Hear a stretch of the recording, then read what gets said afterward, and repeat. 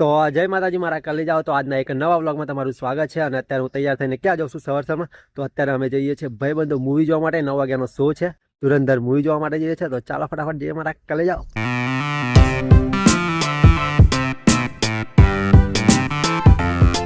તો મિત્રો અત્યારે અમે આવી ગયા છે પીવીઆર અને હજુ કેવું 15 મિનિટ બહાર છે અમારા જે પિક્ચર જોવાનો એ ટાઈમનો.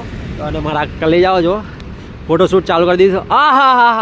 આ જબ્બો પહેર્યો ત્યાં જબ્બા જેવું લાગે છે જરૂર. જય શ્રી રામ. મારા ભાઈ બહુ દાડે મળ્યા, બહુ દાડે નહીં કાલે જ મળેલા. બાપા જમરૂ છે પેલા તું લે જેમ વિદેશમાં ના ફરતો હોય એવું લાગે છે. સાચે યાર એવું લાગે છે. પેલો તું નહીં. આસુ શું કે આસુ રાધે રાધે, જય શ્રી કૃષ્ણ. કેવું લાગી ઠંડી? સરસ લાગી. મને ઠંડી લાગે છે, મને નહીં લાગતી. જો બેઠા બેઠા વગર આવે એકલો દામ મર દે इस ग्रुप में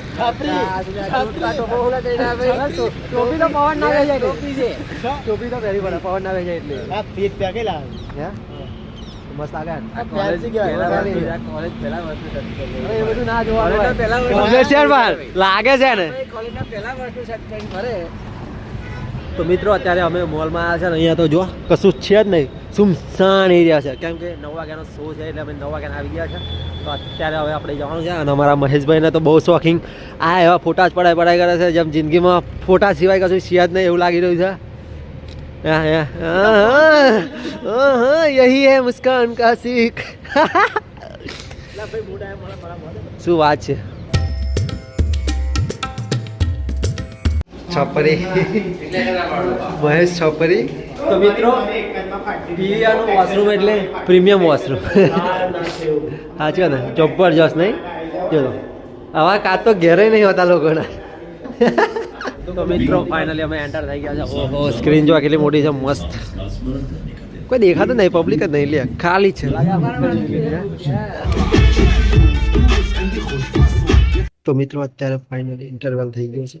બહુ મજા આવી ઇન્ટરવલ. તો મિત્રો અત્યારે થોડી ઇમરજન્સી આવી ગઈ છે એટલે ઘરે જવું પડશે. તો ચાલો. તો મિત્રો અત્યારે અમે આવી ગયા છે દવાખાને. અને માહિરભાઈના જે નાનો ભાઈ આવે છે એની ખબર જોવા માટે આવ્યા છે. તારે ભાઈને ખબર જોવાની માહિર? એટલે નહીં એને તને મળવાનો બોલ બહુ રમવાના. દી આ કોણ હે? આ કોણ હે? કોણ હે? હે ભાઈ રમાડવાનો તો રમાડવાનો હે? બોલાય ને ભયાન બોલાય. ભયાન કે બોલાય ને ભયાન એનું નથી.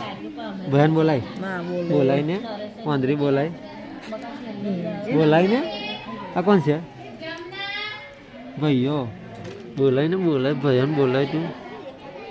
નો નો નો નો ભાઈઓ ભાઈઓ બોલતા નહીં આવડતું ભાઈઓ એમ. હે એનું મોઢું જો ચડી ગયું. ચડી ગયું ને તારું મોઢું. સુઈ ગયો શાંતિ. એના હથિયાર લઈને ઊંઘતો હોય એવું કરે છે. અહીંયા હોય અહીંયા ને અહીંયા એટલે કઈ ના આવે છે. રમવા આવે આગળ હે રમાયું બતાવો વારી હે.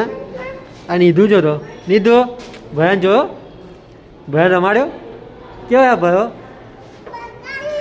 હે? ઓ બેટું ભયો કેવો હે? નહીં ચીકડો હે ને તા કરતા. તું રમાડીશ એમ? રમાડીશ ઘેર નહીં રમાડું?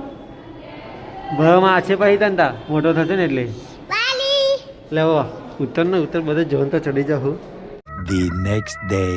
તો મારા કલે જાઓ અત્યારે રવિવારે અમે અહીં બાકરોલ ગ્રાઉન્ડમાં રનિંગ કરવા આવ્યા છે. તો મારા કલે જાઓ અહીંયા જો સમૂહ લગ્ન ચાલે છે એની માને. તો સીન થઈ ગયો. આ ભાઈ કેવું લાગે મારો ભાઈ? હે આ વર્ષના વતલેદાર મારો ભાઈ દોડવા આવ્યો 5 કિલોમીટર અહીંયા આગળ. અને મારો દિવસ હવે આવું થઈ જાય તો કેવું મોત્યા મરી જાય મારો ભાઈ. મોઢું શું કરે આ બૈરો આવું કરે હે? બૈરો જેવું શું કરાવું એમ કે બૈરો ને જેમ અંતે જાઉં.